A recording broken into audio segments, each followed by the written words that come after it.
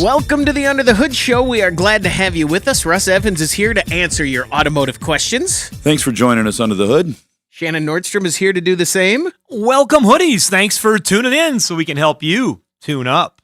I'm Chris Carter here to answer your calls at 866-594-4150. I've never seen you time anything as perfect as you just timed that, even though you've come in before at the last minute. This time you were here, you were ready, but you did not. There's a part of me that thinks everything has to be done last minute, or you're wasting time. You were. I don't right know. It's there. just so weird. It's a problem. Hey, it's a problem. Hey, Chris, I have to tell you something that I saw this morning, and I have a picture of it on my phone. Oh no! And it made me think of you, and it also made me realize that this is the two most, or maybe three, iconic, ironic placements of vehicles we've had in our unloading area. Okay. In a row together. Here's what they were. Okay. I saw the An Aztec. Okay. I didn't see that. Just ahead of the Aztec. The most innovative vehicle of all time. Just ahead of that is a 1990 TC by Maserati. That's what I thought it was. And just ahead of that is a 71 Ford F100. Oh, wow. How did I look at the picture and not see anything but that yellow car? Wow. I really didn't see any. Because I asked you to look at the yellow car. No, I thought it said. I said, "What's the yellow car?" So your brain was already broken. Oh, wow. I didn't even see the other ones. I'd have to look back at the picture and see if they were in there because I kind of zoomed in. But no, everything was in there. But no, so to have that in a row. Wow. An Aztec, a TC by Maserati, and an F100. And I know what I'm only going to do with one of them. Is the TC, is that like the shadow? No. Okay. The TC by Maserati was a I'll call it a joint venture, but I actually opened the door this morning and looked at it a little bit closer. There's actually a VIN tag on it from Maserati. Okay. And it's like a LeBaron GTS convertible. Okay. But they made it with that same chassis. It's got a 3-liter V6 Chrysler engine. It's got a removable hardtop with port windows, kind of like a Thunderbird. Okay.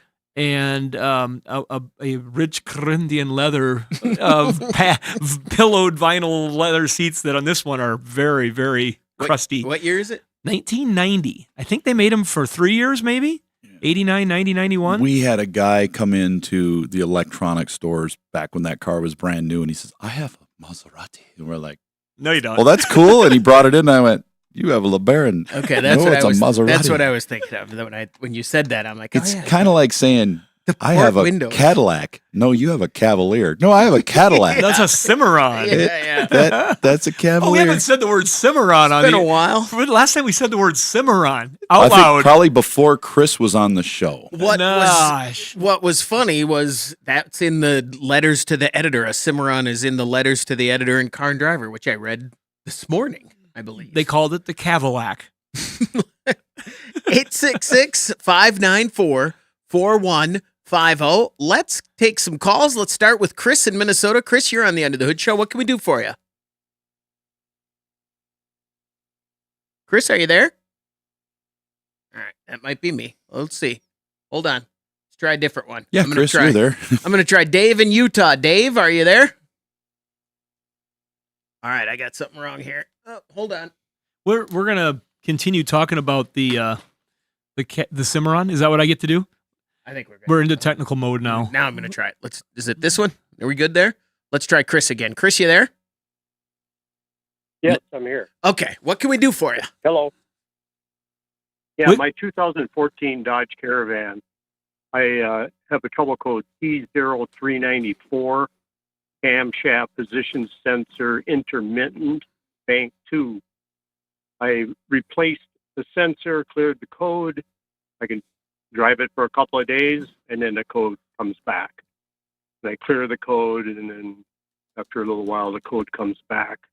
I was wondering what you think the next step should be for me to fix this. Run. You did react when he said it. I've seen this one before, and what it comes down to on these is either, in no particular order, a failed cam sensor, rodent of some kind has been chewing on the wire, corrosion where the connector plugs into the sensor, or metal contamination in the oil from failing lifters and rocker arms, which is really common, that gets on the sensor and on the tone ring and causes it to read incorrectly. And then we got another one here. We got 4. We could have. You have more fingers, so I'm I'm curious where you're going to go with this. Toes. Loose timing chain, or computer software update, or computer itself failed.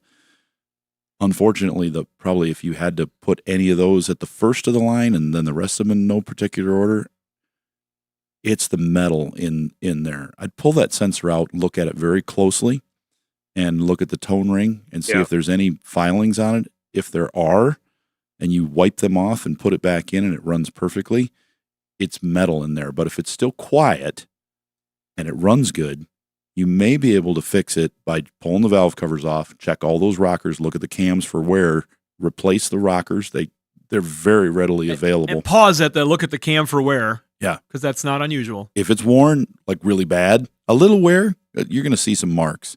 But I mean, if you look at it and say, wow, that baby's really worn, then you're going to put cams and lifters, or, the rockers and everything in there. And that's not uncommon. People do this all the time. The dealerships are doing them every day. And then change the oil a couple times, get her good and clean, and it should, usually it's fine. Once it starts rattling pretty good, though, or if you've got a lot of metal in there, a lot of people choose to replace the engine with a certified used part because it's easier than trying to clean it out. But I've had people at home, one of our employees had one of these vans, or this engine in a vehicle, and they said, well, let's put rockers in it. Rockers fixed it for a couple months. It still had some metal in it. They changed the oil a few more times, wiped the sensor off, and eventually it cleaned itself up and it was fine. And they saved some money overall, but they still ended up with, $1,500 in parts and, of course, all that time they spent in changing the oil. But that's a lot cheaper than an engine, isn't it? A used engines are not what you think. It depends on where you're at. Lately, the price of mechanical work, I believe, has been overinflated. We've stayed pretty level, but the number of people that call me every day that are shocked when I give them a price that has not been discounted, it's just what the market has always been, and they're telling me it is like $4,000 more for the same used engine. And when I question, I start wondering, there's a couple things that are happening here. You could think maybe your doctor, dentist, whatever. Oh, they're just overcharging me. Mechanics overcharge. I don't think it's that as much as so many shops don't want to do that repair. Okay. They don't want to put engines in. We have a number of shops that send engines to us. They send their customer us. We do the engine or the transmission, that big heavy work, because we know how to do it, and we're happy to do it. We love doing it, and we can do it affordably. They don't want to do it. Their personnel don't really like it. They don't want to do it. They feel more comfortable blasting out the everyday stuff, and cars come in, cars go out. They're good that way, and we like that. We're glad that we can do that. And then when we're done with it, we send. If it needs other stuff like brakes, it's like, no, we don't do that. They were nice enough to send us the car. We did the engine. You got to go back to them and talk to them about that. So a lot of shops will say it's going to be more just to not do it. And if the customer says, well, okay, no matter what, they're like, well, for that price, I'll do it. So it's gone up. But the price of a used engine, you've got to look at it no matter what the price is, Chris, whether it's $3,000 or $11,000. How much does that car cost? If you say, oh, my Honda's broke, right, Chris? You got this new Honda. It's like, oh, my Honda's broke. I'm just going to junk it. What are you going to get out of it? Pretty new Honda. I might get $2,000 out of it. Okay. What would it cost you to go buy that Honda on the lot? Oh, it cost $20, and it cost $11 to fix it. So you're going to make $9,000 by. You could fix it and sell it and make $9,000, or you could just junk it. What do you want to do? Oh, I'd never thought about that. So there's more to it than just saying I need an engine and having a shop say, "Oh, we'll just put it in. It'll be this much." Chris, you Chris, still with us? Let's hope it's the rodent. Yeah. What about the cam phasers? Russ? No, Phaser truck. I've not had for us, I've never had a problem with that being the cause of your issue. It's either been a wire issue with that computer, metal in there from rockers. He's already done a sensor, and he said it came back pretty quick. Well, you take the old one out, it's contaminated, it's got some metal filing stuck to it. You put another one in, it's clean, it's good, and then it comes back. So just taking it out and simply wiping it off really good and putting it back in, if that fixes it, it's metal. And sometimes it's so fine that it's just a coating that's glittery that you can't really see chunks or anything on it. Chris, did not go the way I had hoped for you, and good luck, and thanks for calling. Sorry. It seems... All right.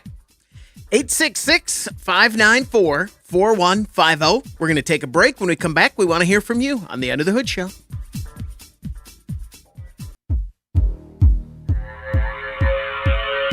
Join the Motor Medics on Facebook, facebook.com/Under the Hood Show. Now, let's go under the hood with the Nordstrom's Motor Medics. 866-594-4150. That's the number to reach us here at the Under the Hood Show. Now we're going to Utah and talking to Dave. Dave, you're on the Under the Hood Show. What can we do for you?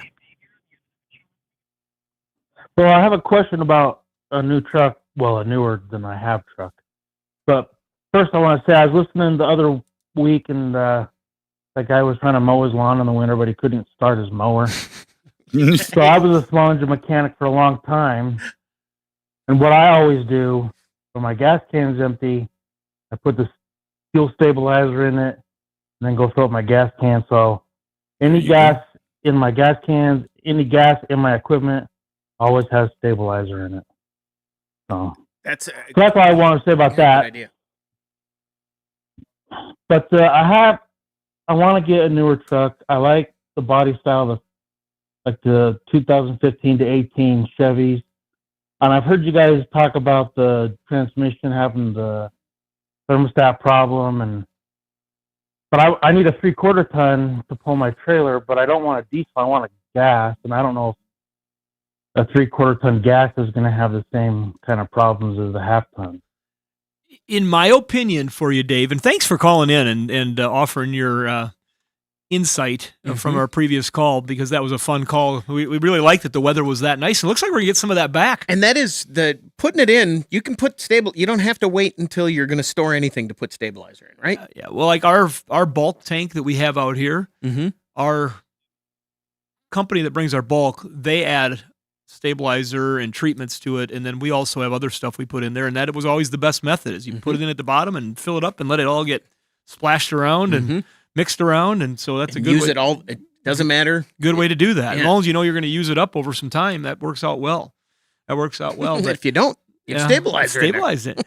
But I'm talking about the additives. Right. But if I were you, my own opinion, just because of I think it's a much better engine, I would try to save my budget until you could get to at least a 2021, was it, or 22, when they started putting the L8T in there, the 6.6 gas. That motor and that transmission combination that hadn't blown up yet. They've proven to be very strong, and people want them for the aftermarket because they're putting superchargers on them, because they're a solid cast iron block. I just think, not that the other one's bad. You know, the previous generation with the 6-liter that transmission was not as prone to failure as the half tons that we're talking about, by any means, with the gas motor 3/4 tons. But if you really wanted to save and get some budget dollars put aside, I would jump up to that next generation with the 6.6 L8T gas in it if you could. But that's $20,000. If you look around, there's starting to be some high mileage ones out there that are less money. Okay. And a higher mileage one of those is probably better than a little lower mileage one of those. It's just a superior. We had those 6 liters with the basically the 4L80, but it's not that anymore. But it's the electronically shifted transmission in our delivery trucks and Isuzu MPRs, and they worked fine. But boy, when we got the different generation with the 6.6 in it and the next transmission that's mated to it, it's just such a better vehicle. The way it drives, the power that it has. Less trips to the shop. Yeah, I don't know. That's just that I jumped on that. I don't know why, because it's my own experience, I guess. But I'm going to jump in and say that seems like terrible advice for a radio show. And I'll tell you why. Because I just looked up 2016 2500. Yep. Bunch of them showed up 25 grand. Yep. I looked up 22. Bunch of them show up 49, 51, 45. Those are probably diesels at that price. But they're the same search. 2015 versus 2022. Yeah. That's Okay, gotta narrow it down. Okay, so I'm going to go $20,000. back then, and I'm going to do the Chris Carter answering of this call without what I've interjected. All right. I'm fine with your answer. Hey, Chris, thanks for calling But in and it's giving us not very the tip about the putting the additive in your gas can first. We like that. Dave. Dave. Dave. Did I? Oh, yeah. Okay, Dave. Chris You're was an the previous unreliable call. narrator here. Chris, Here, now let's try this again. Hey, Dave. Good tip about the no. But you go ahead and don't be as worried about that 3/4 ton transmission behind the gas motor as we have had in experiences with the half tons. That's when we talk about the bypass filter. The 10 speeds. Yeah. There's two problems with those we could discuss later. But Now- that's not in that truck. I will say your advice is noted. And Dave, let me ask you this. On that note, does his advice help you, or is that just not in the cards right now? Well, for one thing, it's not in the cards right now, and I think all the trucks past the 2018 body style are ugly. So, Well, hey, you know what? There There's you go. there's All that. right, so, well, let me give him this. Dave, if you're looking for a 15 to 18, you go pick the 3/4 ton you like, preferably with the 6-speed tranny in it, not an 8, but get the 6. And then as soon as you buy it and you're happy that it's a good running truck, go to Amazon and pick up the thermal bypass kit for the transmission. It bypasses that thermostat that sticks and burns them up. You can do it at home. It's going to cost you less than $100 for everything. Bolt it on, then you don't have to worry about that sticking, and you'll probably have a good truck.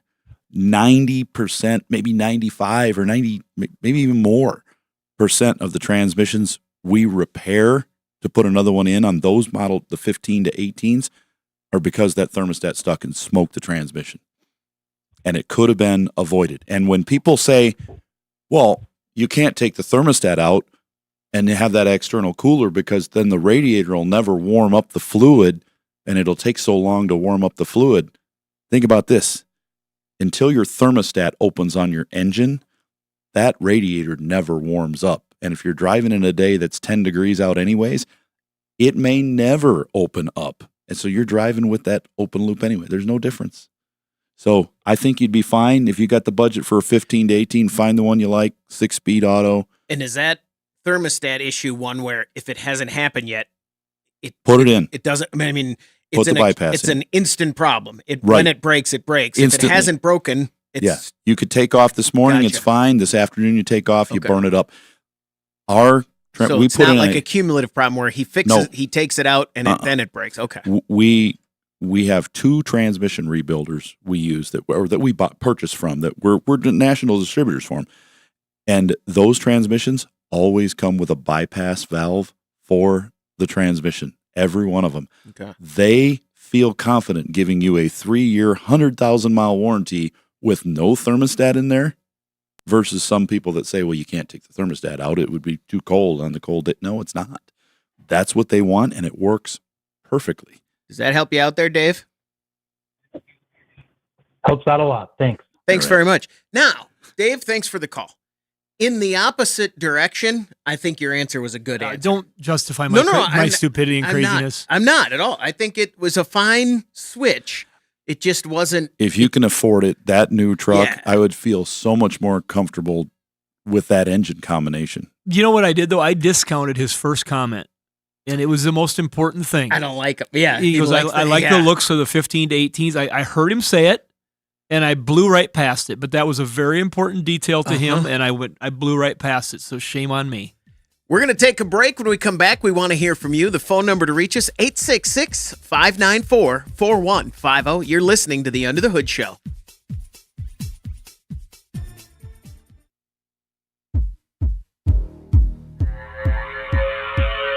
Giving new meaning to the word hoodie. Shannon and Russ. Now, let's go under the hood with the Nordstrom's Motor Medics. Welcome back to the Under the Hood Show. We're glad to have you with us. 866-594-4150. Don't forget, if you miss an episode, you can always find it on our podcast feed, and you can watch the show on our YouTube channel. If you subscribe there and join the Hoodie Fan Club at underthehoodshow.com, you could win a hoodie. Like Roger Esping, congratulations from our friends over at Berkeley One Classics. They're celebrating over 50 years of collector car coverage. That's a long time. They know what they're doing, and we use them on our own car. Check them out, berkeleyoneclassics.com. And, of course, by Universal Technical Institute, uti.edu. That's where you're going to be wanting to go if you are interested in mechanics, if you have a son that's interested in it, a grandson. They're like, hey, what's my direction? Where should I go? Check them out. I mean, and they've got more than that. Maybe they want to be a CNC machinist. Marine mechanics, that's a big one. AI is not going to be taking over marine mechanics or auto mechanics. Welding, there's lots of opportunities they have. Even aviation mechanics. These are things that you seriously got to think about. If you're where we're at now, they predict the percentage of jobs that will be taken over by AI type things or seriously altered, where it might be hard for you to establish that career. If you're not in the career yet, you might want to look at things like this, because there will always be trade jobs like Universal Technical Institute. This commercial won't exist, but those jobs will. Exactly. 866-594-4150. Let's talk to Frank in Connecticut. Frank, you're on the Under the Hood Show. What can we do for you? Yeah, first of all, it's amazing, you guys. You really answer your phones. You call us back. I'm truly amazed. I'm a senior, and all my days, very seldom do anybody ever call you back. I got to be honest with you, and I appreciate that. Thank you. We appreciate you. Well, thank you too. And I have a problem with my Honda. When I park, my driveway's on a slight incline, and when I put it in reverse, I get a clunk, like a jump, like the car literally jumps. If I go down, let it go down a hill by itself, then it's level. I don't get that clunk. Sometimes I'll get a little bit, but very little. But on the incline, it sounds like something's falling out, you know? That's scary. What kind of Honda you got, Frank? 2004 Honda Odyssey. Okay. I got to straighten something out here, because I heard two things. If he stopped on a hill, on an incline, he puts it in reverse, it goes bang. But if you let it roll down and then put it in reverse, and it doesn't. So what you're saying, are you telling me that if you put it in reverse, it bangs if you're on that hill on your driveway, but if you bypass reverse, you just go from park to neutral and let it roll all the way down the hill and then put it in reverse, it's quiet? Is that right? Well, pretty quiet. I would say hardly no, if anything, just a tiny bit of, very little, almost not noticeable, just a little stump like. So it is not the pulling it out of park that makes the bang, it's getting it into the reverse gear. When it engages reverse is when you get the bang. Right. All right. It could be as simple as an engine mount or a transmission mount. It's just getting loose and causing that. So you pull it out of park, the park pawl releases. A lot of times they would hang up on a hill, they would drag. If you're parked on an incline all the time, what they want you to do is pull up with your foot on the brake and still in gear, put the parking brake on, and then put it into park. So the parking brake holds the vehicle, not the transmission, because that transmission, if you're on a steep enough hill, it will not hold. And on any hill, it's not great. Right. That could be basically, you're saying when I'm up there, play it safe, put the emergency brake on. Have you used the parking brake before? Very seldom. Okay, because I'd be a little so. I would say the next time you have your vehicle into a shop, so if this was in my shop and you said, can you check my parking brake because I haven't turned it on, I have the ability to release it. I know how to get back there and what to pry on to release it. So if I turn it on for you to test it and I say, oh, it works great, you're fine. Great. If it sticks, though, I know where to pry to release it and tell you don't use it. I don't want you to try it in your driveway the first time and have it not work. Hondas? Very seldom. It's rare. They usually work. Yeah, it's probably going to work. You'll probably be just fine. But after they check that for you, like during the next oil change or whatever, then try it. Just pull up with your foot on the brake, put the parking brake on before you put that shifter into park. And if that works, that's your situation. You'll be fixed. If not, you might have a loose engine mount. And the next time you're into the shop to get the oil change and stuff, say, hey, could you just rock it and see what you think? Because it's no big deal to check it. They don't have to say, we're going to charge you an hour minimum. I've seen that before.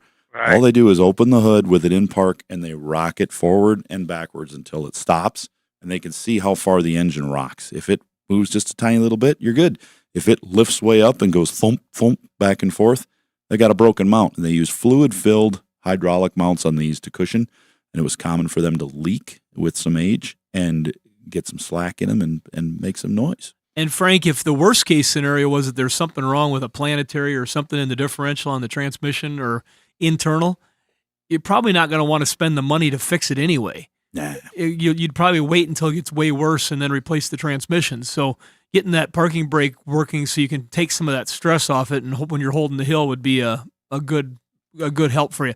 Are you so buried in snow that you can't roll down a hill right now, or how is everything where you're at? No, I got my driveway's clean. My driveway's clein. Did you get the big amounts of snow, or were you a little further inland? Oh no, yeah, we got almost 2 inches, 2 feet. 2 feet. 2 feet. Yeah. No, we saw that. We've been watching on the news, of course. When you get a big event like that, you guys are you've been doing a lot of digging this year. You got all the snow we didn't. Mm-hmm.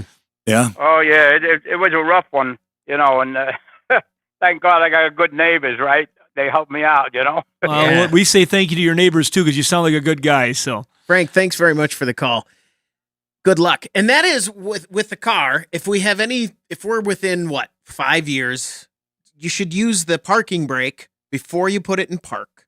Pull up to your spot, hit the brake, stop, turn on the parking brake, and then put it in park. There's a strategy built into a lot of the newer GM vehicles, at least. When you hit the park button, you hear I think your truck probably does it. Yeah. You hear the parking brake engage, and then it clicks into park. It's almost simultaneous, but it's doing that to help. and a lot of vehicles, because of the electronics on the braking system now, they have automated hill holder function, so that when it gets on a hill, that the brake will hold it instead of putting all the pressure on the transmission, and keeps it from rolling back. I mean, Mine there's has- a lot of good technology out there with those things. Mine has all the hybrid bells and whistles, but it's not a hybrid, so they're not relevant. But it has brake hold, hill hold, but I don't have it's not a hybrid, so it's not really. But it's nice to have those things. Sometimes, yeah, because it does do the on off, which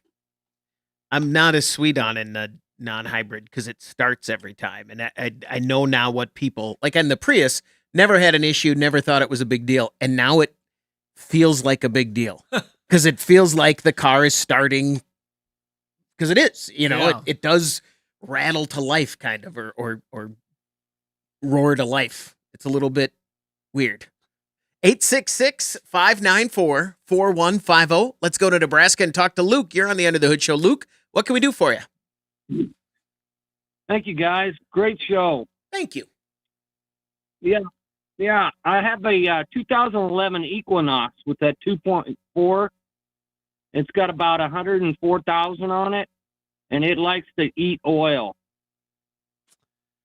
Yeah, you don't like have them eating oil, but the encouraging thing is there's a chance that it might be not so bad. There's a chance. There's a chance. Okay. And there's another chance that it could be bad. And so you've got It is it seems to be, 4-cylinder, right? yeah. Yeah. Yep. You were going to say And it seems to be? Yeah, it seems to be like when you, get on it, mash the foot pedal, it eats a lot of oil that way. Well, hopefully it's because the positive crankcase vent system, the PCV system that's integrated into the valve cover, is gummed up, Uh-huh. and it's pulling that oil right into your intake and burning it, versus problems with the piston rings and pushing it by them, and burning it. But if you caught it, Uh-huh. how many miles are on this Equinox? You said 104? Yeah. How long has it been? Yep. How long has it been burning the oil? It's been getting worse for the last 2 years. Yes. I appreciate this call because that's about that would be I'd go about 2 years, I think. Well, if you let it go too long, you'll damage the engine. But it could be that it's oil. You're getting too much blow by. If you pull the cap off the oil while it's sitting there idling, if it's got a ton of air blowing out, shouldn't be blowing out that much. That pressure is what would force it into there. Eventually, it'll blow out the front and rear main seal, and then you'll have a very expensive problem. But the first fix for that, you got two things you can do. Some people try to drill a hole in a certain spot on the intake to clean out the port, but that only gets the one port. It doesn't get all four.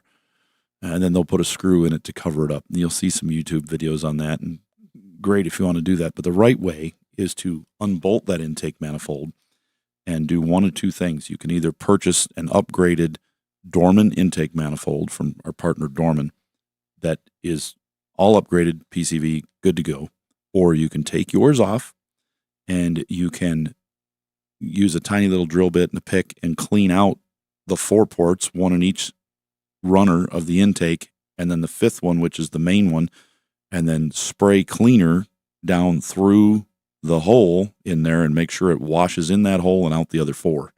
Once it's all clean, then you can put it back together. Some of them are packed so bad, though, your choice is putting a whole intake on it. Some people don't feel comfortable trying to clean the old one out. So that's what you can do to clean that out if it's got that much blow by. And then if that was plugged and you put it back on, you should instantly see a change in the amount of air that's coming out of that cap. This is the same issue we have with the Chevrolet trucks with the LS series engines, where they would burn a lot of oil, and it was a PCV related issue, which turned out to be a valve cover. You just replace the valve cover on the driver's side and boom, your oil burning's done. You fixed it. Those are the easy fixes. If it's bigger than that, usually they burn more oil than that and a lot faster. They'll go from everything working fine to within a day or two, you got broken piston rings, stuck rings. They're just putting so much oil in you can't run the engine anymore. So I'm optimistic that yours might just be this PCV issue. And you say that it shouldn't blow out that much. It blows out a lot. Is there a way to test that, or will he know? Will it be typically obvious? It should blow? Should have a little suction to it, okay. And you can take the cap off, and if you set a piece of paper on top of it, it would stick to it but not suck it in, and it wouldn't blow it off. If you can't lay a piece of paper on top of it without it blowing away, then it's got too much pressure. And then once he cleans it, it'll sit on there, and hopefully it will if there's no wear in the rings. It may be to the point that it's worn enough that you're still going to have some blow by, but not so. Maybe you could reduce the oil consumption by half or 3/4. That would be great. Yeah. How much oil is it using? About a quart, probably in 2 weeks. Well, if you could knock that down to a half a quart a month, that would be great. Mm-hmm. Luke, thanks very much for the call. Good luck. And eventually he'll damage his catalytic converter running that much oil through it. It's getting warm and it burns it out of there, but eventually sometimes it just doesn't do the job. 866-594-4150. That's the number to reach us here at the End of the Hood Show. We're going to take a quick break. When we come back, we want to hear from you. Three friends talking cars. You decide if they know what they're talking about. This is Under the Hood. 866-594-4150. That's the number to reach us here at the End of the Hood Show. Let's go back to Frank. Frank, did you have another question about your Odyssey? Yeah, I got a little confused there. But let me just say, you told me drive to the top of my driveway, and then don't put it in park. Use the emergency with my foot, right? The foot emergency. Yes, but before you do that at home, do it at a shop. Right. Since you haven't used it as much as you could, it might break the first time you push it. Yeah, we were just concerned that you'd push that emergency brake in and then all of a sudden the cables get stuck or something because it hasn't been used for a while, and then you got another problem that you don't need. That's what we were trying to avoid. Oh, okay, so have that checked first. But then the other thing you said, they have my engine mount checked? Yep, have them put it in park at a shop when you're getting your oil change, if that's what you do, and have them lift the hood and rock it back and forth and see if you got any. Like Russ said, if you see that engine moving back and forth a couple inches and it's going kunk, kunk, kunk every time they move it back and forth, there's your problem. You got a motor mount that's broken. And what is the next problem it could be? Well, you start getting into some other things that could be inside of the transmission after they've checked all the external things. They're going to want to check the CV joints to make sure that there's not a bushing out or something like that could make it clunk like that. Also, on the changes of pressure on that drivetrain, it's the same thing on an axle shaft. There's pressure one way, pressure the other way. If all of a sudden one of them has got a excessive wear, they can make a clunk. That sort of thing. You could have a brake that's making a clunk. But based on how you explain that to us, that's the first thing we would look into. But if those problems find out, everything else looks good, and there's something that's making the noise inside the transmission, like it could be in the differential of the transmission, it could be a planetary of the transmission. At that point, you might just learn to live with it because the expense of replacing the transmission or trying to fix the transmission would far outweigh the value of that 04, I think it was, Odyssey. So in Frank's case, those two things are procedures that he can do to check that aren't going to cost a lot of money. And if it's not that, you just drive it till it stops Then you learn to manage the problem using that park assist brake and just taking some of the pressure off of it when you're doing those hills and maneuvers. And we should mention too. Does that make sense, Frank? Yeah, it makes sense. I get what you're saying. I just it's excellent car. The Honda's excellent. I had it 20 years, and it's been good to me, and it's really a very good car. So I'm just saying, if it is the tranny, is it worth replacing a tranny and just keep using it, or not? What do you think on that average? Well, you like the car. How many miles you got on that vehicle, Frank? I think it was about 75,000. Oh, that's really low miles. Really low miles. And is the body clean, not rusty, is showing through or anything like that? No rust, just a few dings and dangs, and you know what I mean, where the bumpers were banged and a little tape in it, a hole here and there. Well, but as a whole, you're looking at a vehicle that's got, to replace it with a newer van, you're going to spend a lot of money because those newer vans get to be $20,000, $30,000. $15,000, $18,000 for a high mileage used one. That 04's got a timing belt. Yeah, I don't know if somebody looks at it and says, "Oh, that's not so bad," you might just keep going. It's going to probably do that for a long time.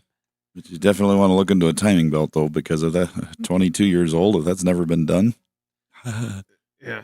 And we should say too, when the term parking brake and emergency brake, same brake, just different terminology over the years.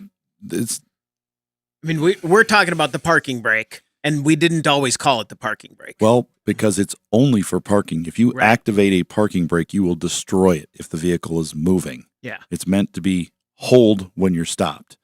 Not for J turns. No, it's not anymore. Right. It's the difference between if you put your bare hands on a pipe, like, but pretend you're in X Games, right? Beast Games, right? Yeah, you're holding the pole and you stand there, you're holding it as tight as you can without gloves. Your hands are fine. You're trying to struggle with the grip, but your hands are fine. Now what happens if you just grab a fire pole and you slide down 100 feet with your bare hands? You're going to burn your hands. That's what's happening with those brakes. Parking brake, you're stopped, it holds, doesn't generate any heat. If you turn it on going down the road, it's paper thin and it will destroy that lining and it'll be gone.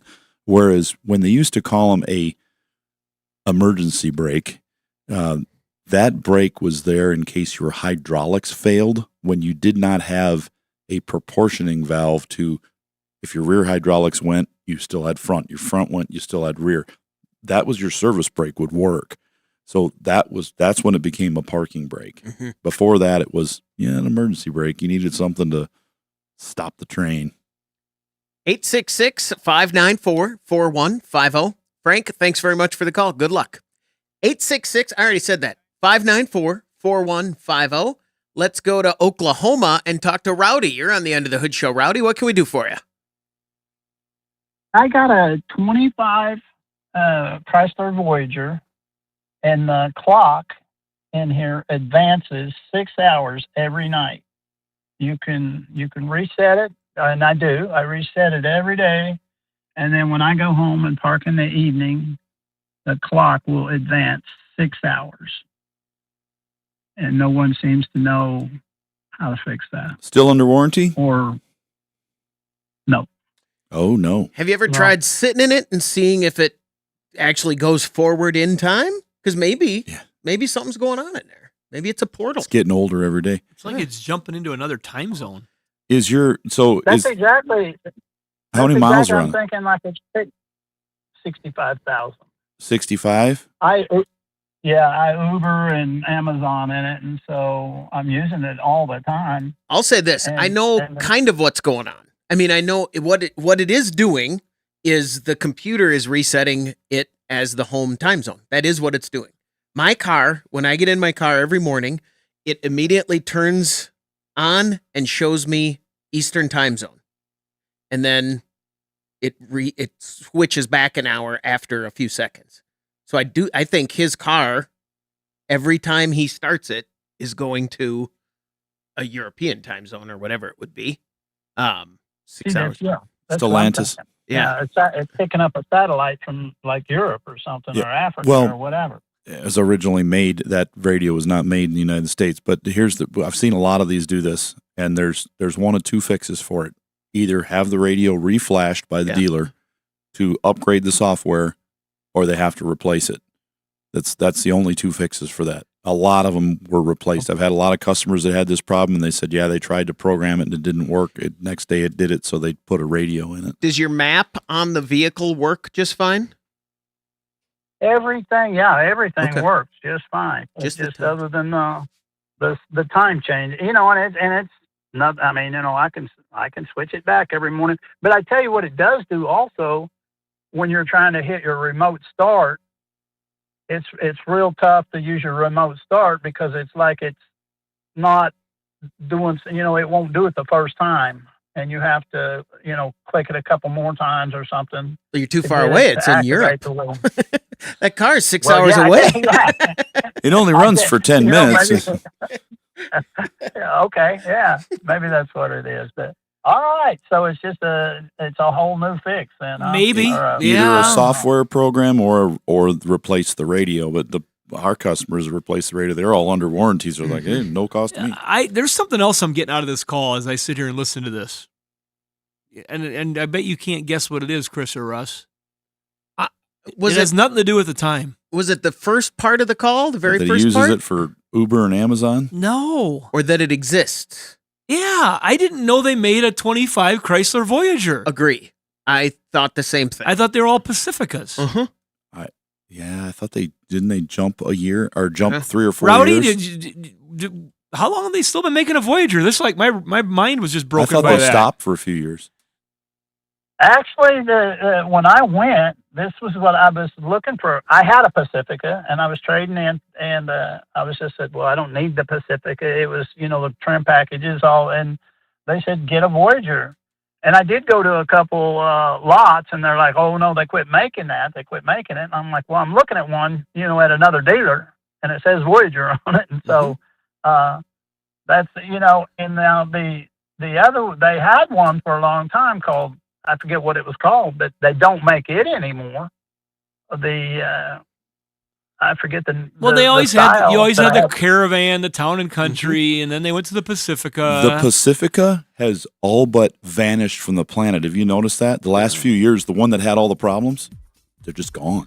Yeah, they have big rental fleets of those. I immediately, when he said it, I Googled it because I didn't, and it, sure enough, 2025 Chrysler Voyager right the there. older Pacificas, the ones that had all the problems. Right, yeah, it's the 05, 6. The SUV version. Yeah, it was like before a it was station the wagon. Yeah, the new ones are great. Love it. That'll do it for this hour of the Under the Hood Show. Hour 2 is coming up. We'd love to hear from you. 866-594-4150. You're listening to the Under the Hood Show.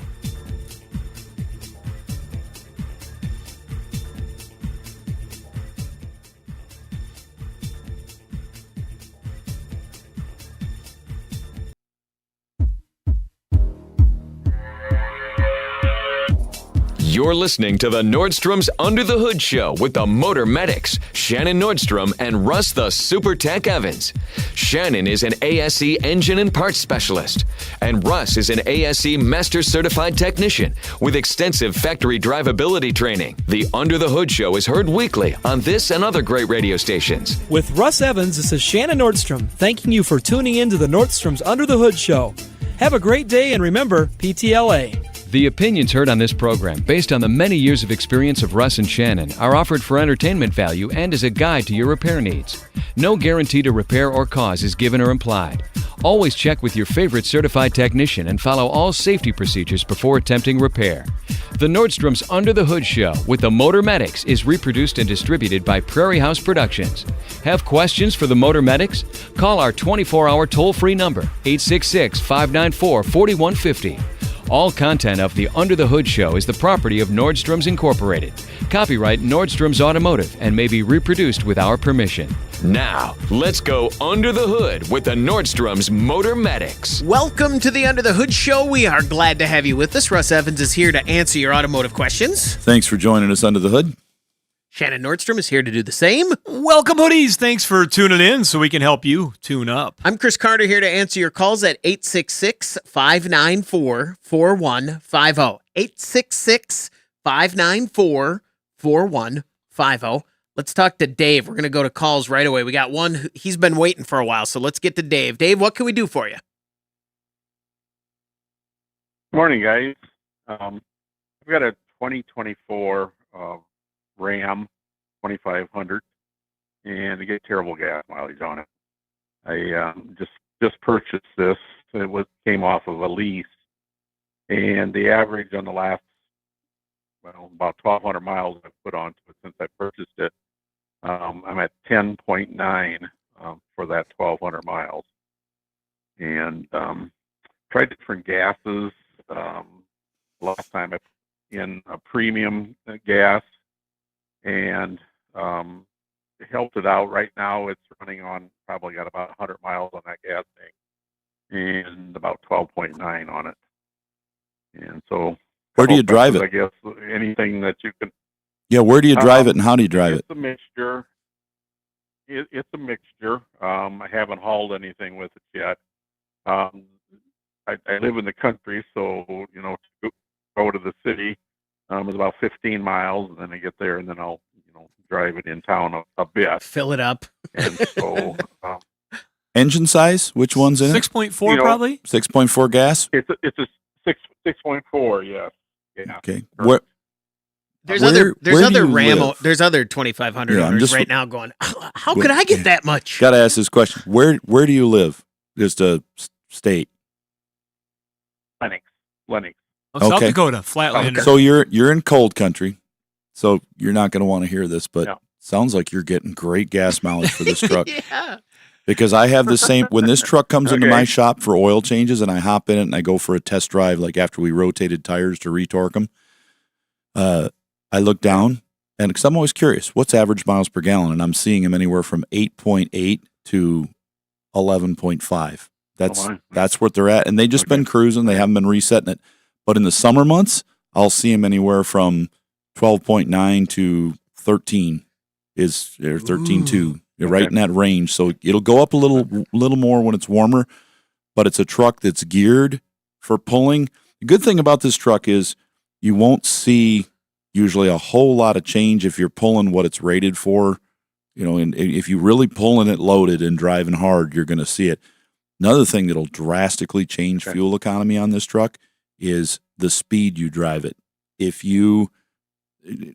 Where you're at, I'm familiar with that country. If you get on that highway and you hit that 80 mile an hour speed limit and you got the cruise set and you drive that, 25, 30 miles, something like that to get in. 15 actually. Okay. So, yeah.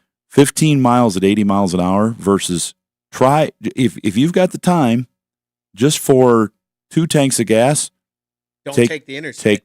Take the back road where you can drive 55 with it. Sure. And see how much you change. I bet it increases by 3 miles per gallon. There is a giant cutoff between not worth it. 60 and 80. Yeah, if you have the time. that'll do it. But it's real in what it takes. I know I can either take a road that'll take me 55 most of the way, all the way to work, or I can take the interstate where it's a combination of 80 and 65, and then a state highway 65. And it's for me, it's almost 3 miles per gallon in a truck because of the RPM and the wind. The faster you go, imagine holding up a piece of plywood and you're just standing there, no wind. It's not too hard, but the faster you try to go with it, the more wind you push and the harder it is. So it's exponential. The faster you go, the more you're going to decrease because you've got more of a load. And on the tuning in the engine's usually got a tipping point somewhere there at 65, 70 eventually miles just an hour. pours it in. And the truck has got how many miles on it now, you said? About 21,000. That's what did you expect? I'm just kind of curious what your expectation 16, was. Okay. 16, I look online and there's out there where they get up to 16. So I just thought, 10.9. I have a Silverado 1500 that, if you look online, says you're going to be in the 14 to 18, and mine's always down around 11. It's just the way I drive, where I drive. On a long trip on the highway, in my 21, I'm about 14 is average, and if I'm driving slower for a really long way of state highways, it could go up to 17, 18. But most of the time, it's lower. They want to publish those numbers. They're in controlled situations. Highway, everything turned off, nice, perfect day. Well, we just heard the president bragging about fuel prices. Good thing they're where they're at. Yeah, no kidding.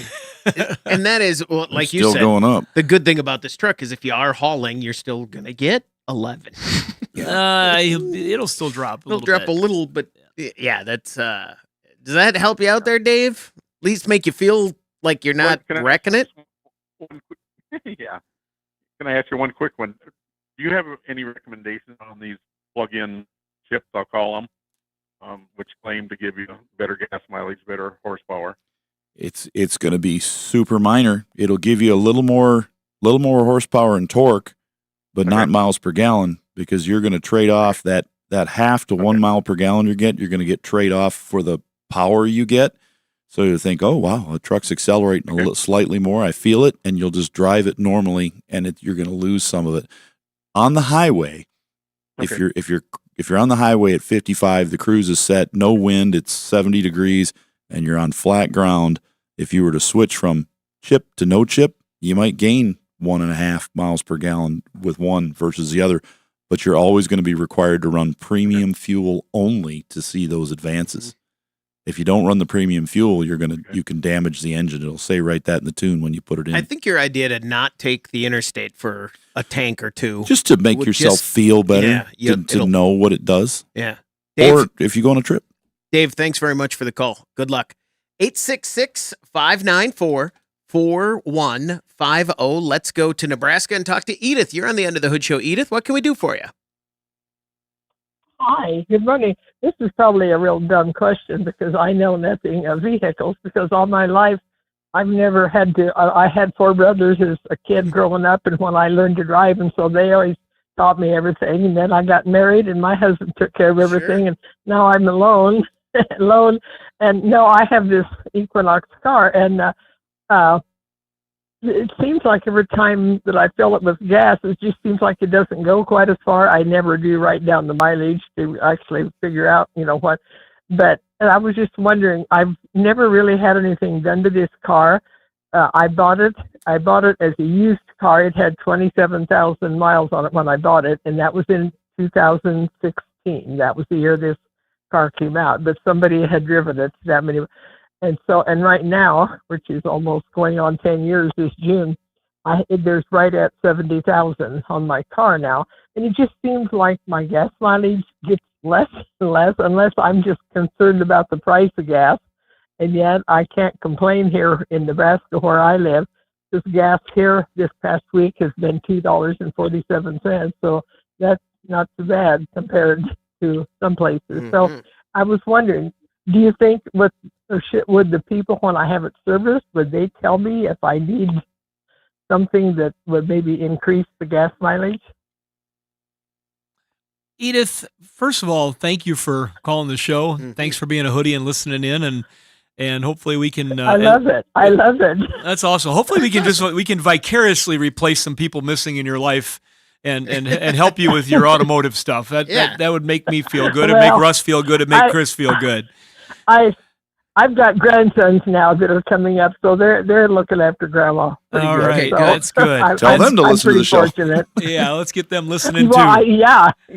Well, when you go in for your service, minus you having a check engine light on or having issues where you feel like the car is not driving right, it's like chugging or it's hesitating or those sort of things, there's probably nothing that they're going to be able to do. Now at 70,000 miles, it's not unusual with that. That's probably a 4-cylinder in there, I'm guessing.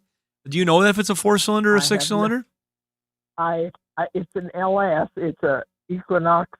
I have no clue. It's okay. It's probably a 4-cylinder, I'm guessing. It's probably time at some point to put spark plugs in there.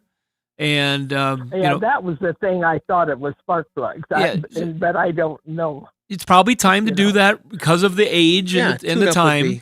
And at that time, they might recommend some new spark plug wires to go on there, and possibly the coils. But we don't have a lot of problem with coils in those at all. So I really don't. Only if it's misfired. Yeah, typically just no reason to spend that money. But fuel system cleaning. Yeah, they might recommend a fuel system cleaning and spark plugs. Oh. And if you want to write that down, and then they'll make sure it's running at its peak efficiency. You shouldn't have to just put oxygen sensors, we call them, in there for no reason. I don't think in that vehicle if you don't have any problems or any codes. But you can probably track that fuel economy and just see where it's at. There should be do you have a computer on the dash that says what the fuel economy is? I think so, because I think the last time, I hit menu on up there, and it said so, and it said on my last trip they thought I was getting like 19 miles to the gallon. Is that good or not good? Depends on what you were doing. Yeah. Edith, if you were out street racing, it's going to drop down a little bit there. No, I'm 89 years old. I don't think so. Oh, okay. Well, try it. It might be fun. But what the heck? I got a speeding ticket years ago when I went to college. The college town where I went had a 4-lane main street, and kids would drag from one stoplight to the next. And of course, we were young and stupid back then, of course, and I got stopped because I was dragging with whoever was next there. Edith, I gotta capture this call because I got a speeding ticket a few years back, and the story goes to college. Yeah. And you have not had have you had any driving violations since college? Maybe a speeding ticket. I work in a town that was 8 miles from here, and I was coming home one day and I was going like 10 or so miles over the speed limit, and I felt so stupid because I had a school child with me in the car, and so that really taught me a lesson. It happens. It happens. It keeps life fun. But no, I would let not your heart be troubled, and I think if you get your spark plugs changed, have them do a fuel system cleaning. That vehicle is going to serve you well, and they're not historically problematic for suddenly having a problem where you're going to get less fuel economy. You can track it. You can track it with do the old method. Write it down on a piece of paper when you fill it with gas. I can do that. And Nick, do you know anything about the ethanol? I live in Nebraska, and they're talking so much about this E15, and I don't quite. Use it. Made from corn. Don't worry about it. Can I use that? 100%. Use it. Yeah. Don't worry about it. It's not going to cause you any problems. You probably have used E15 already if you've traveled out of your area and didn't even know it. In Minnesota, there's a ton of E15 in use on a regular basis when it says E88 on the pumps. And so, Russ and I have both had vehicles that we've used E30 in on a regular basis. But they require premium fuel, so we use that versus the higher premium fuel. We use the E30, and I've been doing that since my truck was brand new 4 years ago, and have zero problems. There you go. Edith, thanks very much for Do the not call. use the E85. Right. Do not Good, use the yeah. 85 unless it's a flex fuel and it has a yellow gas cap or has some indication by the VIN Right. number it's a flex fuel. Do not do that. But 15 or 15, 10, just fine. Year-round E15 should be a thing. It's Yeah. not a. This is not a problem. 866-594-4150. We're going to take a break. When we come back, we want to hear from you on the Under the Hood Show.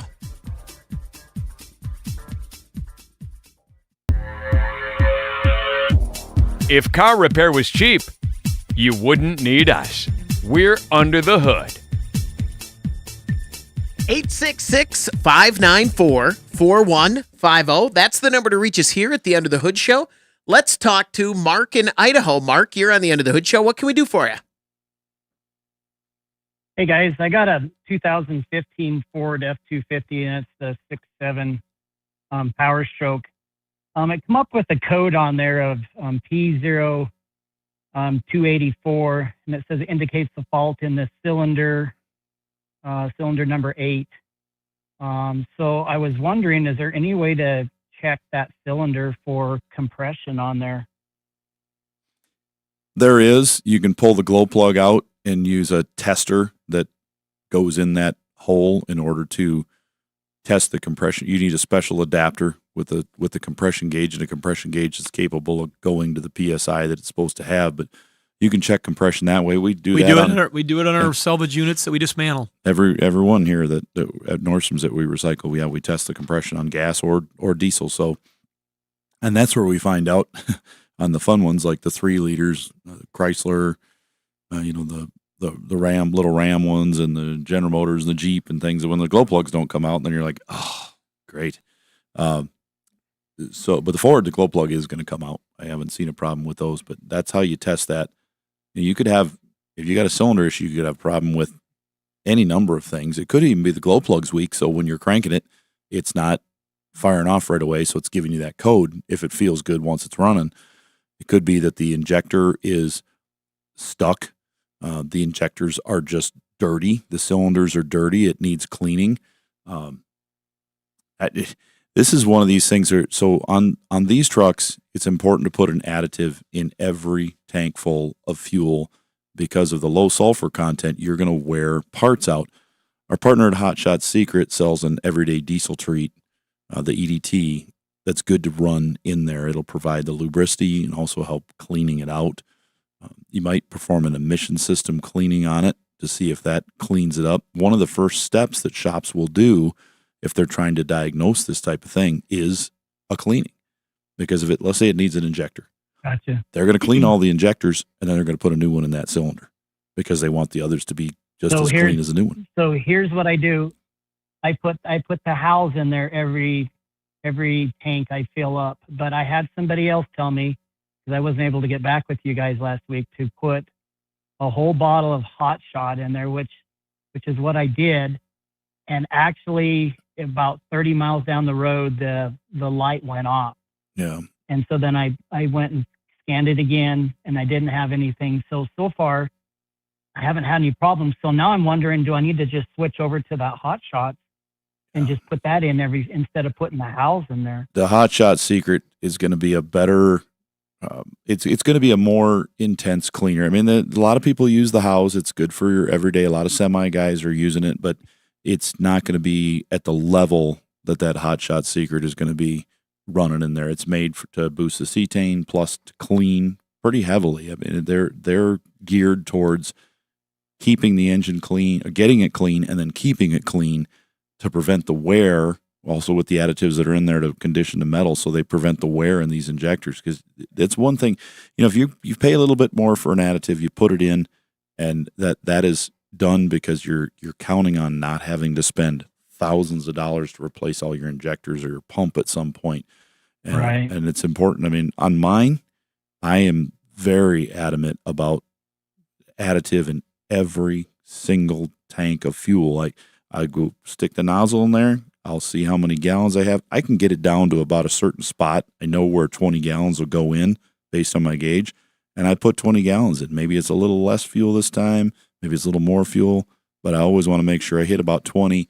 And then I I measure out my ounces and I dump it in. I got a little cup in the back. I got a bucket that sits in the bed with the mixing cup and the product, so I can measure it. But I don't ever want to miss. I if I'm going to be taking the truck for a while, I want to make sure. Right. So how much are you putting in there every fuel tank? Just curious. It's different. You've got to read the directions on the bottle because everyone and every product is different. The one I use that I'm using is 2.6 ounces per gallon, but there's other times, depending on the temperature outside, you'll use maybe 1.5 to 3 ounces, depending on what it is. What you don't want to do is put too much in, because if you put too much in, like unburned diesel fuel, it gets in your oil. And you don't want that additive in the oil necessarily. It's just not it's not hurting a whole lot, but you don't want it in there. Don't be too much of a good thing is bad. And Mark, go ahead. No, go ahead. I was just going to say, Mark, our horror story when we dismantle these is what we look for is, and we've missed this before, and it's cost us a big problem. But when they take the glow plugs out, and I don't think you're going to need to do that.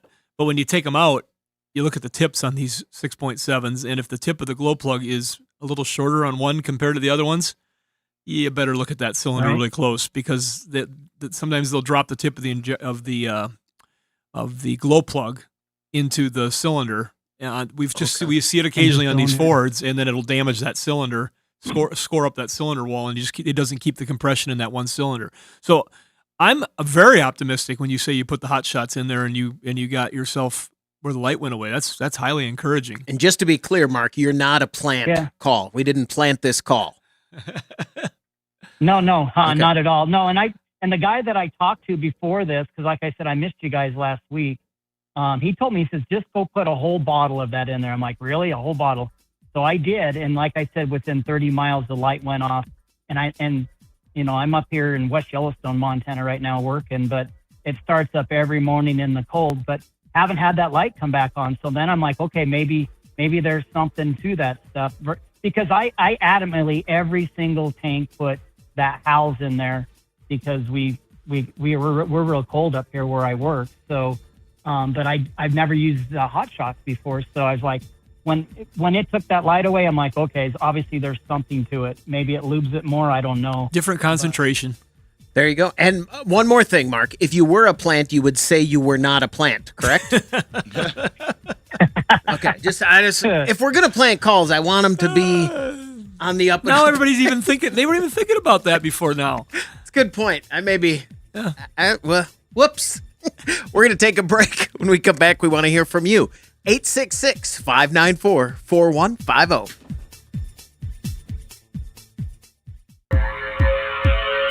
When all else fails, get a bigger dead blow hammer. 866-594-4150. That's the number to reach us here at the Under the Hood Show. If you miss an episode, you can always find it wherever you get your podcast. You can watch it on our YouTube channel. If you subscribe there and join the Hoodie Fan Club, you could win a hoodie. Like Wright Kellogg. Congratulations from our friends over at Berkeley One Classics. They're celebrating over 50 years of collector car coverage and Universal Technical Institute. Find them at uti.edu. Do we know what's a starting mechanic make these days from a 2-year tech school? All over the place. Yeah. There's so much difference depending on where you're at, and this and that. Well, and how quickly you've adapted to your skills. Right. Yeah, because you could be really bad. No, I sit on a technical advisory board for a local VOTEC that does a great job here in our area. Southeast Tech has a wonderful program right here in our market. And there are young men and women in that program that as they start and go, they instantly get noticed by other people on the technical advisory board that are repair managers. And many times they end up doing their internship at one of these places. And when they notice these people are onto it, they get pulled in. And those folks might come in and might get a starting wage, anything $20 to $30 an hour. But then there's other ones that just don't catch the skills as quick, but they're interested and they like it, and they end up on a different path. Yeah. And they might end up starting in lube area or different things. Then that can 15 be $15 to $20 an hour. So it is all over the board, and it really depends on how you adapt to your skills and how quickly that gets noticed. And there's usually a pretty good pipeline between either the instructors and the I guess you'd call it the lab personnel that are with the students. There's usually a pretty good pipeline between those people and the people that are in industry. Yeah. And they start talking about the ones that they notice right away, and they usually have a home pretty quick. 866-59. Is that fair, Russ? Yep. Yeah.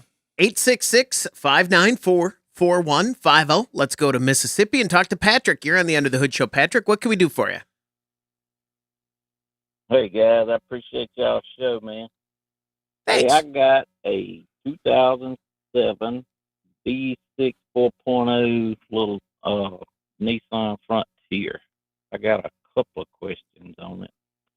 The first one is, when driving it and turning right, like in a curve, the sharper you turn, the louder the hum. I thought it might have been wheel hubs because they was a little shaky, so I replaced them, and it's still there, but it's lighter. It's a little bit less noise.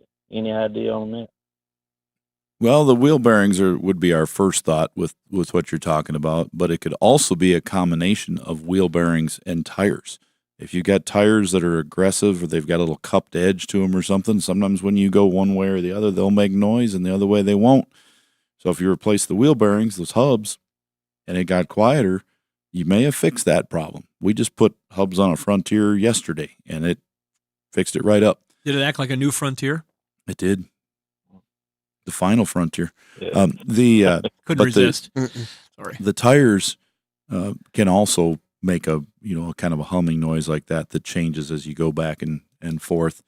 One way to test that is if you're ever in a snowy area, if you're driving on fresh packed snow, it's usually dead silence compared to driving on the pavement. We've noticed that with cars. I've had people where I've said, come on in when it's snowing so we can drive on that fresh snow. And if it's quiet, then we know it's not, because there's like, you need tires, but boy, they've got a lot of tread.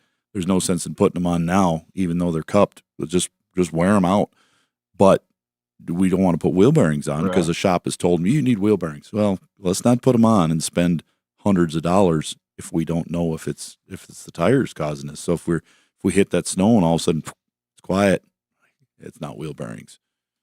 Those are the couple things. Axle shafts can make a little noise. Rotate them and make go away. Yeah, you could try that and see if it changes. Work? If it changes, at least. If it changes, then it's a tire issue. I got to ask how fast you're turning the corner, though. Question. Well, depending on what curve. Fair enough. It'll make some noise when you go fast enough. Yeah. Yeah. You had another question there, Patrick? Yeah, I'm having issues with the idle a little bit, and an ABS light I can't get to disappear.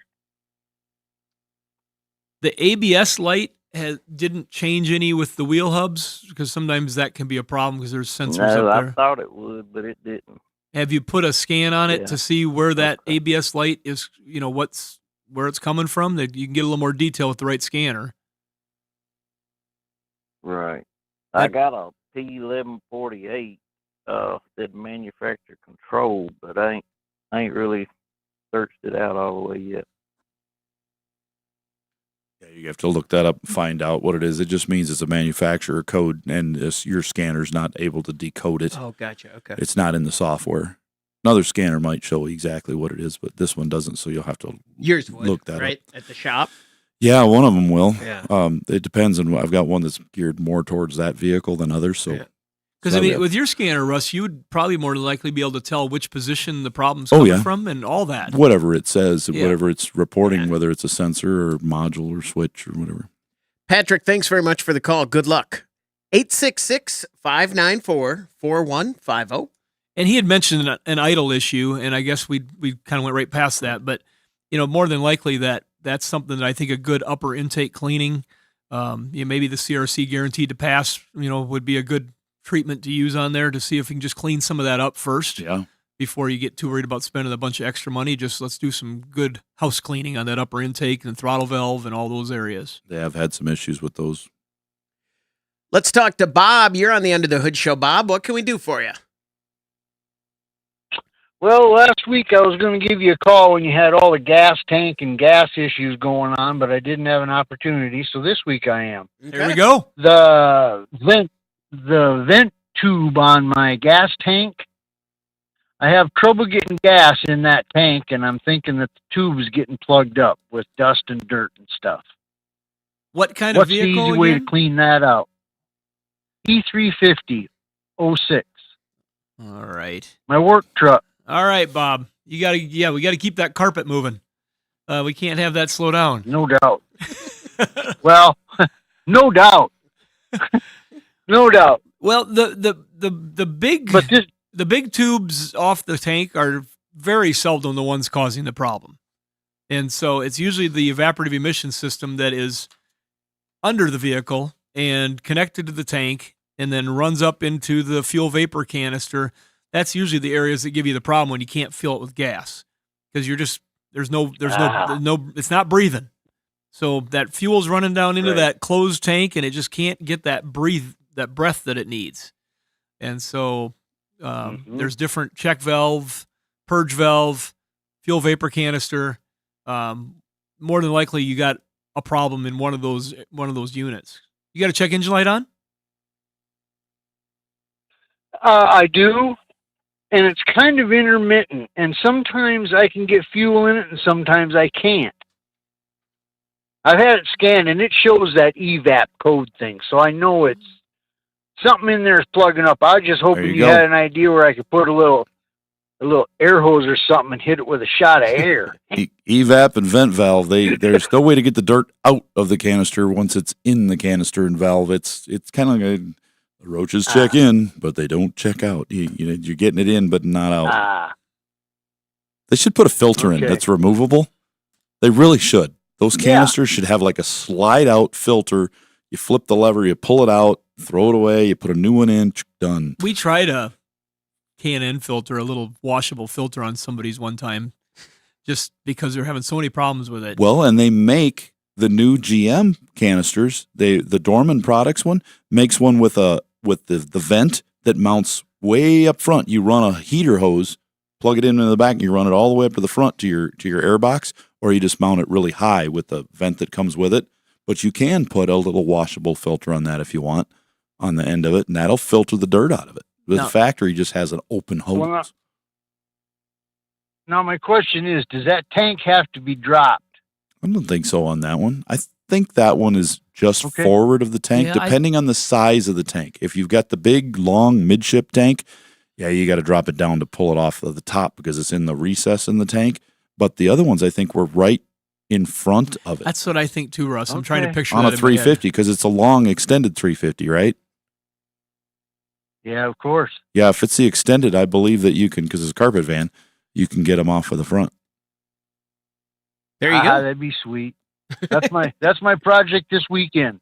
Yeah, condensation, cold weather, heat and cold. It's going to back it up. Bob, thanks very much for the call. Good luck. 866-594-4150. We're going to take a break. When we come back, we want to hear from you on the Under the Hood Show.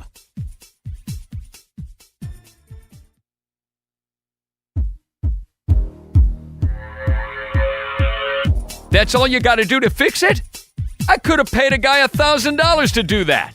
This is Under the Hood. 866-594-4150. That's the number to reach us here at the Under the Hood Show. I said breaking news, but as we record live, at the break, I looked over at my phone and I had a notification from LinkedIn.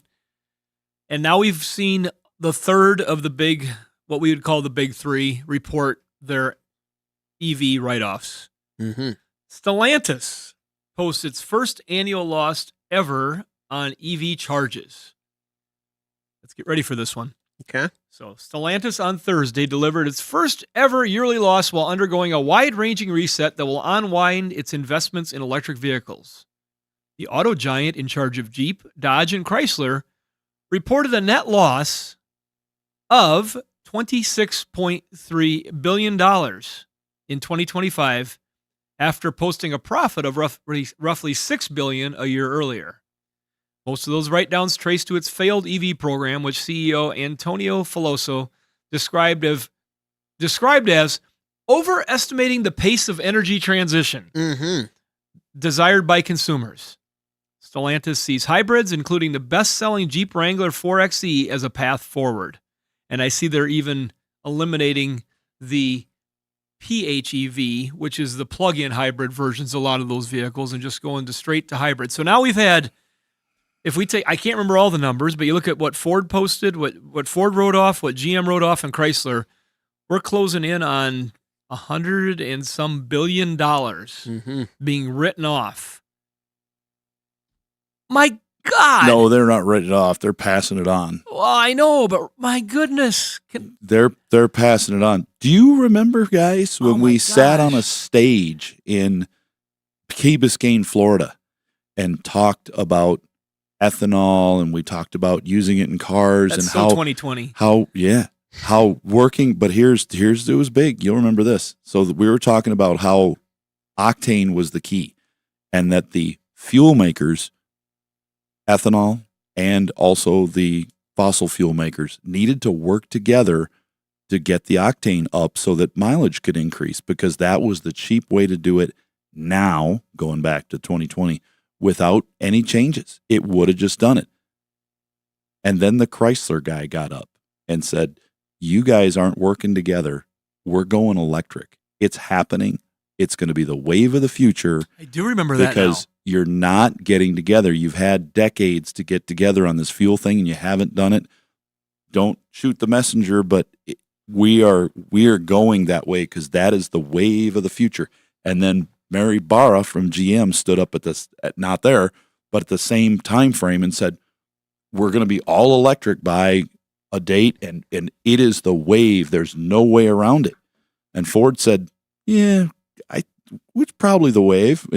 And they started doing some electrics. The Lightning was developed, all that. And now, In the meantime, Toyota was sitting there chuckling. yeah. And now it goes down. And the other thing we've seen happen, as each one of these companies drops off from their electric program, it has lost billions. Tesla, who was just chugging along and slowly increasing this whole time, but steadily, and still the electric giant is now taking over what the other ones are dropping off, and they're going up even higher. I don't know what it is, but they didn't. There was a lot there. I think a lot of it was when people had the choice and they were buying a car. You didn't buy a Tesla because you had to. You bought one because it was your choice and you wanted to be different. But then when some of the other cars came out, a lot of people felt pressured. It's like, hey, we got to buy an electric because it's going to happen. We're going to have no choice. We're going to have it. And there were some amazing incentives. Yeah. Well, the incentives were paid somewhere out of our pockets.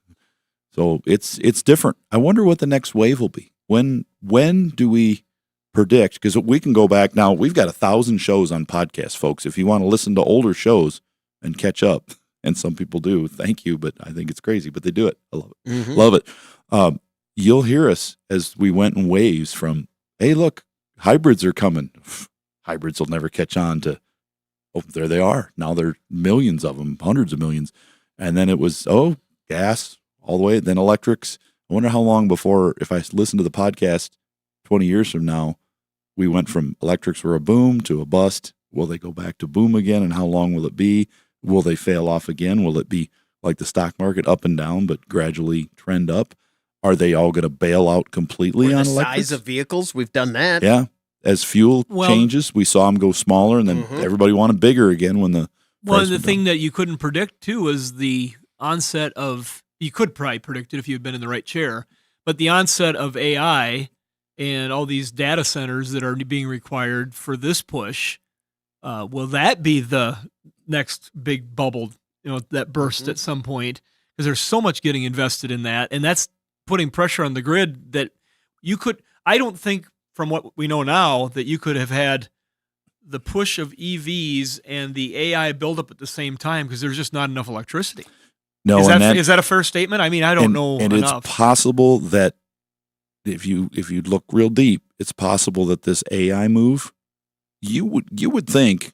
I mean, in my brain, I think that the AI increase is probably would take precedence in the big guys, whoever the big guys are. The big guys' minds, the AI is more precedent than getting electric cars out there. So they'd be like, they're getting the electricity.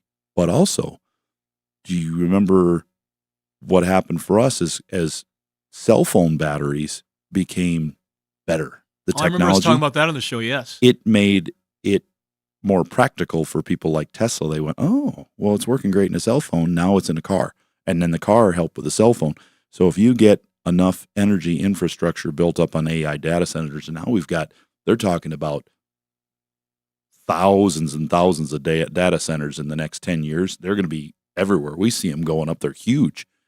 They're going to have electricity at those places. Now when you've got small town USA that's complaining about a data center going up, can now put a Tesla supercharger out there because they have plenty of power and the whole transmission line all the way back to where it came from in the big city. So these things might go hand in hand. Yeah, we have, we're dismantling Chevrolet Bolts, a number of those for parts, and the batteries in those are being used in data centers where they're taking solar power, storing the batteries off grid. Redwood Technologies has created a off-grid maintenance system that can monitor different types of batteries at the same time. It is pretty and control them and store the power off the grid in these little mini data centers.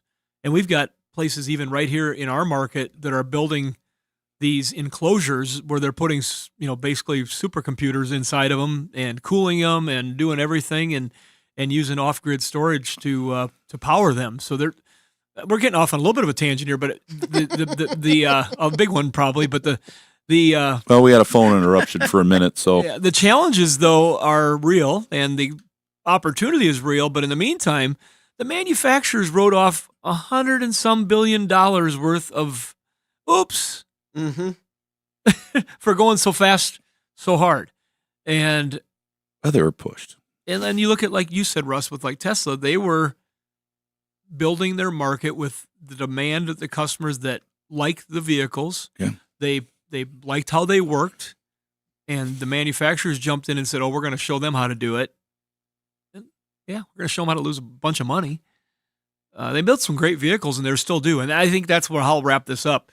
You're going to see a new wave of lower price EVs that'll hit a different market segment. And the hybrids. They gained knowledge on the hybrid battery technology. And the range coming out of some of these vehicles in China right now is insane. The new Caddy is in it. Didn't they advertise on that Super Bowl commercial? Estimated 420, somewhere something in there. like that. But there's stuff coming out of China with they're claiming 1,000 miles of range. Yes, I've seen some of those. And it's LFP technology, which is not as recyclable, so that'll create another challenge. But we'll see where it all ends up. In the meantime, hey, I'm glad we get to drive. Yeah. We can go where we want to go. 866-594-4150. Let's go old school here and take a call from the Hoodie Hotline. Hey, fellas. This is Daniel from New Orleans, long-time listener. I have a 2011 Ram 1500 with the 5.7 Hemi. I just had a remanufactured engine put in it. I have 9,000 miles on the engine. And I'm reading so much stuff about oil. 5W20, 5W30. I live in North Texas. I do tow every once in a while. I've been using Pennzoil, the Platinum 520, and I change it every 3,500 miles. Full synthetic. It's expensive, but it's worth it. Would you guys recommend going with a 5W30? Maybe doing more frequent oil changes? I know I do a lot, but I also heard a lot of good stuff about the Pennzoil Ultra Platinum. I just have so many questions, and I don't know exactly what is the right answer. Thank you, guys. I love the show. PTLA. Enjoy your day. I think you're doing great. The time that you're changing it, the type of oil you're using, I think that's all good. I personally would stick with the factory recommendation on that. I wouldn't swap over to the 530. I know a lot of people are. If you feel comfortable with it, I don't think you're going to kill it. And you're in hotter temperatures with average daily temperatures a little higher. I know, right now we're looking at it was a cold day yesterday here, and you had 80. Today you're going to be in the 60s, and we're going to be almost 60. So it's a weird thing. But overall, your average temp is is a little higher, so you don't have to worry about that real cold end when you're starting, just occasionally. But you do get that really smoking hot weather for a few months in June, July, August, and that is where, if you're towing and stuff like that, you can have some of that thermal breakdown in the oil. But again, you're using a great oil. You're changing it often. I think that thing will last a long time, and hopefully you got one of the remanufactured engines like we purchased that, well, first, it's got a 3 or 100,000 mile warranty, which is great. And second, it's got updates done to it to try to prevent some of the failures that these camshafts had in the early engines on those, like yours. And that's what was causing the failure of the engine. You get rid of that, and then you maintain it well like you're doing, I think you're going to have a good truck. You do a 3,000, 4,000 mile oil change with the quality oil. You do you're golden, right? I mean, it's your best anything else is going to... For oil system maintenance, yes. Yeah. Other things can happen, but if you're doing that, you've done all you can to protect your engine. That's going to do it for this hour of the Under the Hood Show. Until next time, you can always find us at underthehoodshow.com. Like you said, we've put almost 1,000 back episodes of the show on our podcast feed. So if you enjoy the show, you can go find it wherever you get your podcasts. And don't forget, you can watch the show on our social media channels. Thank you for listening to the Under the Hood Show. For Russ Evans, Shannon Nordstrom, I'm Chris Carter. This has been the Under the Hood Show.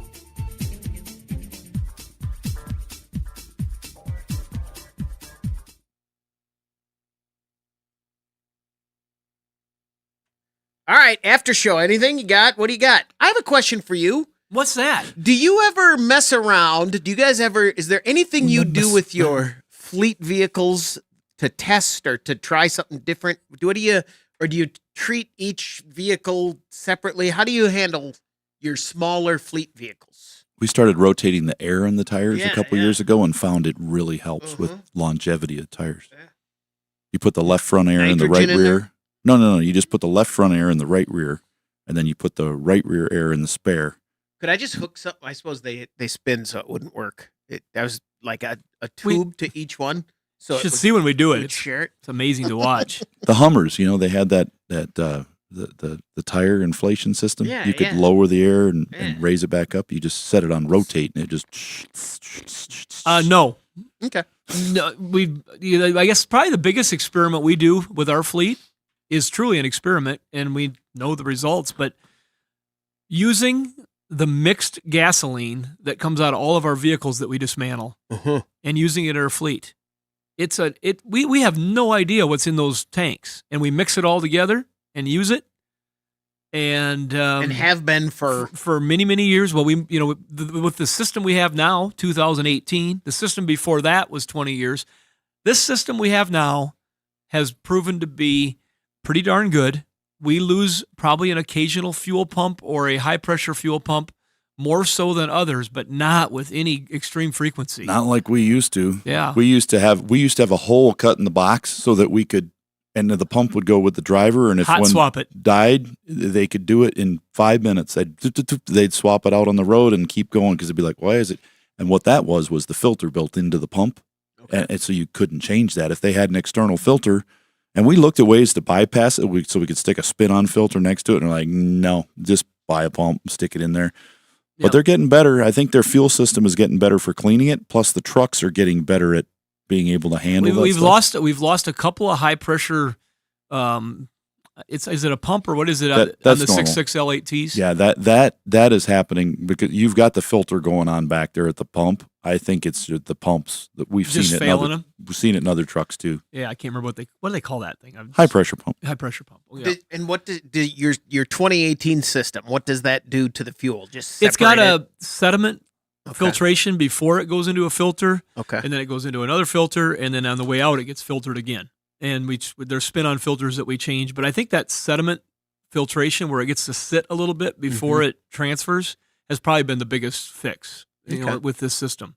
Because when they're punching the tank, there's just a barrel type top. I hate to say barrel, it's not like that, but there's like a cylinder that has a mesh screen in it.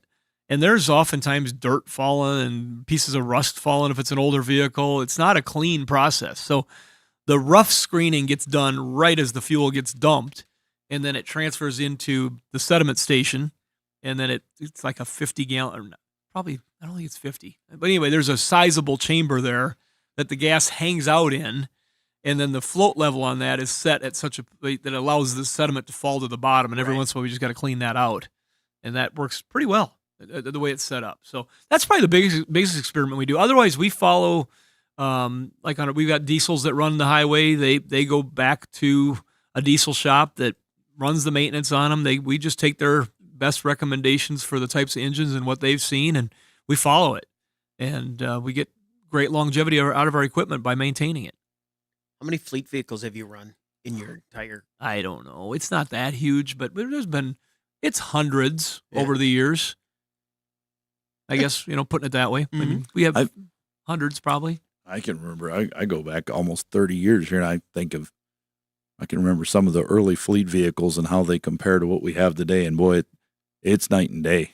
Yeah, we've upgraded the fleet slightly from the and it Toyota is T100s. As soon as you start looking, it is amazing how many different ones you guys run. I never thought about it until I come out here. They all look the same, so you don't realize it's a little bit of an illusion. Yeah. There's like 4 of the smaller Isuzus. There's a cab over. Then there's a couple of the monster, a couple of the conventional cabs. And then we've got the slide back trucks that we go pick up cars with. There's a couple of those. And then all the pickups and cars. Yeah. No, not any cars, but we got a couple pickups and we call it the trailer tower. We go pick up some wreck trailers and stuff, fifth wheels and such. But yeah, we got our own little fleet here. It all costs a lot of money to maintain and insure and fix all the time. You got to look at cost per mile. Yeah, and which is one of the reasons that you guys have that footprint for this show is because you have all the sides. You fix some cars every day. You are running that. I mean, you guys have that breadth of experience. There's a lot going on with automotive stuff around here that we experience personally. Mm-hmm.